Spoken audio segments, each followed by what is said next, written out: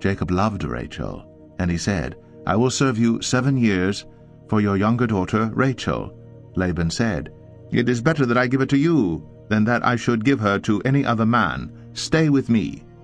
So Jacob served 7 years for Rachel, and they seemed to him but a few days because of the love he had for her. Then Jacob said to Laban, "Give me my wife, that I may go into her, for my time is completed." So Laban gathered together all the people of the place, and made a feast. But in the evening he took his daughter Leah, and brought her to Jacob, and he went in to her. Laban gave his female servant Zilpah to his daughter Leah to be her servant. And in the morning, behold, it was Leah. And Jacob said to Laban, "What is this you have done to me? Did I not serve with you for Rachel? Why then have you deceived me?" Laban said, "It is not so done in our country to give the younger before the firstborn. Complete the week of this one, and we will give you the other also, in return for serving me another 7 years. Jacob did so, and completed her week. Then Laban gave him his daughter Rachel to be his wife. Laban gave his female servant Bilhah to his daughter Rachel to be her servant.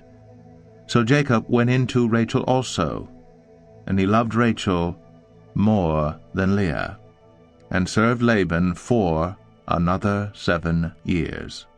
When the Lord saw that Leah was hated, he opened her womb, but Rachel was barren. And Leah conceived and bore a son, and she called his name Reuben, for she said, "Because the Lord has looked upon my affliction, for now my husband will love me."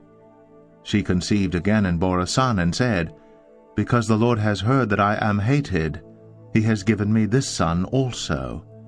And she called his name Simeon. Again she conceived and bore a son, and said, "Now this time my husband will be attached to me, because I have borne him 3 sons." Therefore his name was called Levi. And she conceived again, and bore a son, and said, "This time I will praise the Lord." Therefore she called his name Judah. Then she ceased bearing.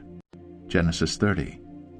When Rachel saw that she bore Jacob no children, she envied her sister. She said to Jacob, "Give me children, or I shall die." Jacob's anger was kindled against Rachel, and he said, "Am I in the place of God, who has withheld from you the fruit of the womb?" Then she said, "Here is my servant Bilhah. Go into her, so that she may give birth on my behalf, that even I may have children through her." So she gave him her servant Bilhah as a wife, and Jacob went in to her. And Bilhah conceived, and bore Jacob a son. Then Rachel said, "God has judged me, and has also heard my voice, and given me a son." Therefore she called his name Dan. Rachel's servant Bilhah conceived again, and bore Jacob a second son. Then Rachel said, "With mighty wrestlings I have wrestled with my sister, and have prevailed." So she called his name Naphtali. When Leah saw that she had ceased bearing children, she took her servant Zilpah, and gave her to Jacob as a wife. Then Leah's servant Zilpah bore Jacob a son, and Leah said, "Good fortune has come." So she called his name Gad. Leah's servant Zilpah bore Jacob a second son, and Leah said, "Happy am I, for women have called me happy." So she called his name Asher.